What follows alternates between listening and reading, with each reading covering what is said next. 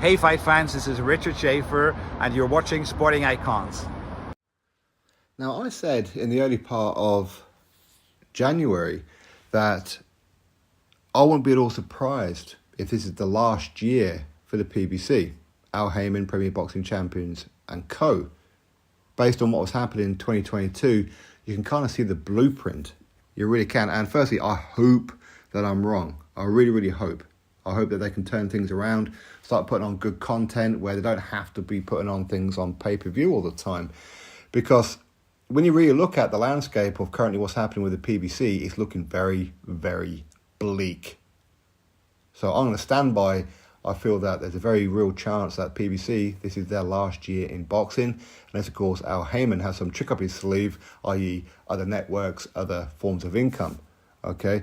Because Fox Sports, it looks like they're pretty much done with them now. You don't really see any shows with them anymore.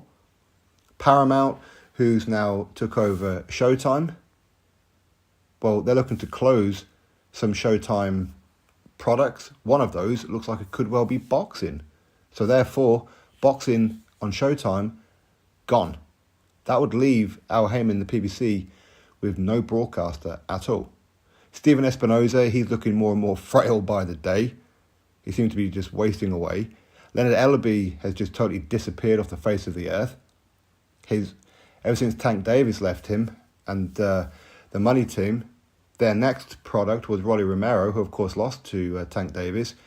Recently, we've seen the footage got smoothed out in sparring by who? I don't know who that person is, to be honest. Floyd Mayweather. He seems to be doing exhibition after exhibition, generating a lot of money, not on Showtime. He's going over to DAZN and other ones and that as well. Jake Paul, we know that he's a draw. He's left Showtime now as well. And anything and everything that's even just a little bit interesting seems to be thrown on pay-per-view. Like Benavidez versus Plant coming up. That's not a pay-per-view, but they're putting it on pay-per-view. Luis Ortiz versus Charles Martin. Luis Ortiz versus Andy Ruiz Jr. Keith Thurman versus Mario Barrios. Tank Davis versus Rolly Romero. Tank Davis versus Hector Garcia. The list goes on and on and on. It's ridiculous. Anything that's even remotely interesting, pay-per-view. They want you, the American boxing public, to pay for it. And as I said, they're only a US platform. They don't have global stars. They may have some pretty decent draws in America, but people outside of America, or the States in general, can't really watch Premier Boxing Champions fight nights. Unless, of course, a couple of them may trickle onto like Fight TV, for example, but again, you've got to pay for that. Who outside the US is going to pay for PBC shows? Nobody, or very few people at least. It's absolutely ridiculous. They can't get fights that could actually save them over the line, like a Errol Spence Jr. versus Terence Crawford for undisputed at welterweight. They can't get that fight over the line. There seems to be problems with Deontay Wilder and Andy Ruiz Jr., where Deontay Wilder is now touting out his services to other promoters because there seems to be a money issue, according to reports, for that particular fight. Stephen Fulton, PBC fighter, looks like he's now left the PBC because he wants to go fight anyway. He's going to go over to Japan on shows that got nothing to do with the PBC. Is he going to be on ESPN via Top Rank? Who knows?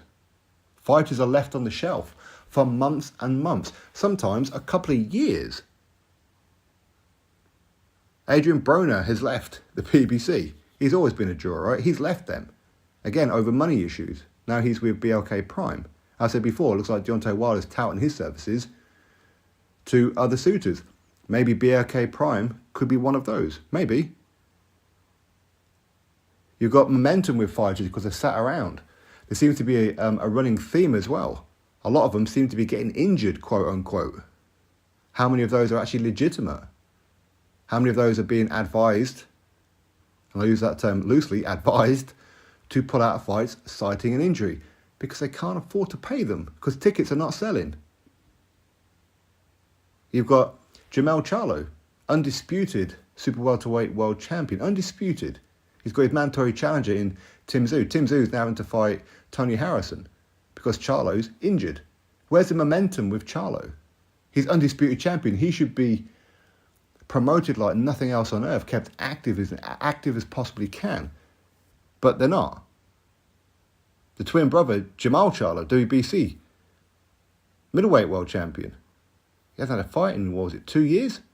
And he still managed to keep hold of that belt? That's absolutely ridiculous. Errol Spence versus Keith Thurman.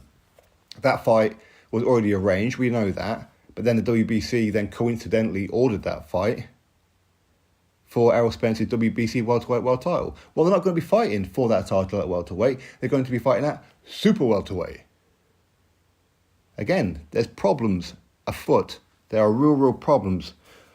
Other fighters like Luis Ortiz, quite clearly, he's too old and just hasn't proven himself to be at world level. He hasn't. You don't get dropped by Charles Martin and Andy Ruiz Jr. and knocked out by Deontay Wilder and claim that you're top level, especially at that age.